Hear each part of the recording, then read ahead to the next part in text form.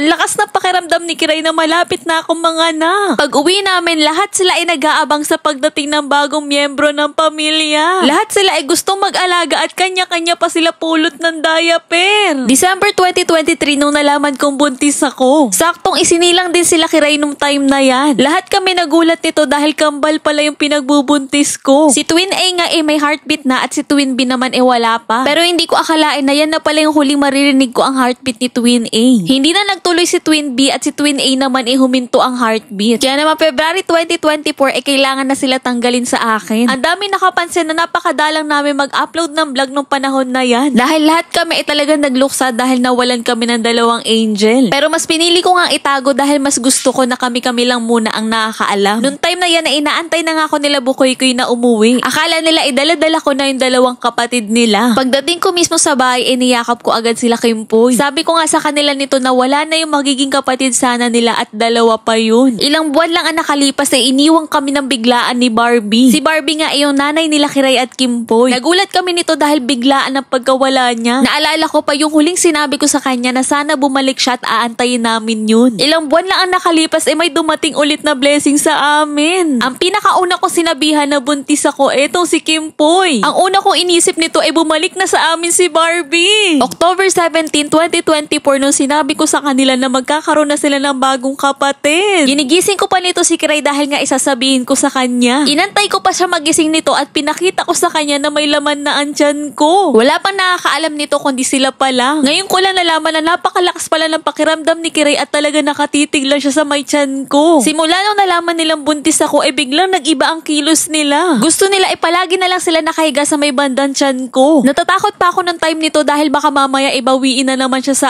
amin. At nung nakita na nga namin sa ultrasound, tuwan-tuwa sila Kimpoy at Kiray. Sa tuwing nagpapa-ultrasound ako, sila pa ang excited na makita ang picture. Noong time na to, talaga sumisipa na yung baby sa loob at talagang inaabangan ni Kiray. Palagi siya nakaunan dyan dahil kapag sumisipa, nagugulat siya. Inaantok na siya dyan pero ginugulo siya ng nasa loob ng tiyan ko. Palagi namin pinapakinggan yung heartbeat niya hanggang sa nauna ng mga anak sa akin si Kiray. Habang nagle-labor si Kiray niyan, galaw ng galaw si baby sa loob ng tiyan ko. Tuwan-tuwa din siya dahil manganganak na ang ate Kiray niya. Lahat kami nito natataranta na nga dahil umiira na si Kiray sa kotse. Simula nung nanganak si Kiray hindi niya na ako tinatabihan dahil mas kailangan niya nga unahin yung mga anak niya. Lumaki na nga sila Nognog nito at malapit na din ako manganak. Habang nilalambing ko si Nognog nito may bigla naman nangyari kay Mami Kaylum. Lahat kami nito natataranta na lalo na si Bukoy-koy. At noong time na yan galaw ng galaw na naman si baby sa loob ng tiyan ko. Lahat ng mga nangyayari nararamdaman din niya kahit nasa loob siya ng tiyan ko. Kinakausap pa namin nito si Kay na wag niya kaming iiwan. Dahil ang gusto namin maabutan ni Mami Kaylum si baby. Habang inaalagaan namin nito si Mami Kaylum galaw siya ng galaw at medyo sumasakit na din ang tiyan ko. Kinakausap ko siya nito na wag siya mag-alala kay Mami Kaylum. Pero hindi na talaga kinaya na antayin ni Mami Kaylum si baby. Noong time na iniwan na kami ni Mami Kaylum biglang humilab ang tiyan ko. Medyo malikot siya nito at para bang alam na alam niya yung mga nangyayari sa labas. Kahit nasa loob pala siya ng tiyan ko kinakausap ko na siya dahil para bang alam na alam niya yung mga nangyayari. Sobrang dami namin pinagdaanan habang nasa loob pa lang siya ng tiyan ko. Malapit-lapit na nga ako mga anak nito kaya naman nire-ready na namin ang mga gamit niya. Eto si Kimpoy nga nauna pang gumamit kesa kay baby. Sabi ko nga dapat dalawa na ang binili ko dahil ginamit na nila Kimpoy. Sila na ang unang gumamit kaya naman binigay ko na sa kanila. Sa tuwing nagpapa-ultrasound ako kailangan ipapakita sa kanila yung mga kuha ni baby. Nung pinakita ko sa kanila yung itsura ni baby sa loob tuwan-tuwa sila. Mga ilang araw lang nakaramdam ulit ako ng hila. Wala akong kamalay-malay na manganganak na ako dyan dahil hindi naman ganun kasakit yung tiyan ko. Hindi naman sunod-sunod ang paghilab kaya naman hindi pa ako pumunta kay Doc. Pero nagulat ako nito dahil inaamoy ni Kiray yung tiyan ko at nakatitig siya sa